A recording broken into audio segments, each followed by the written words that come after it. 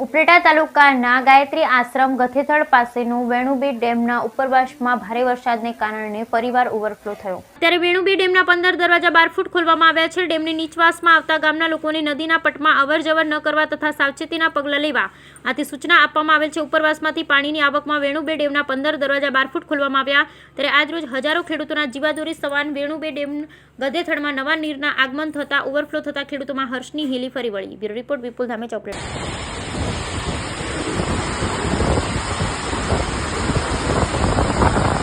હું જયદેવસિંહ વાળા, ઉપલેટા તાલુકા પંચાયત પૂર્વ ચેરમેન. આજ રોજ 24 કલાકની અંદર અતિ વરસાદને લીધે વેણુ નદીની અંદર અતિ પાણી આવવામાં આજે વેણુ ડેમની અંદર ઓવરફ્લો આજે 20 કાઢિયાની અંદરથી 16 કાઢિયા ખોલવામાં આવ્યા છે. ઉપરવાસે અતિ વરસાદ છે.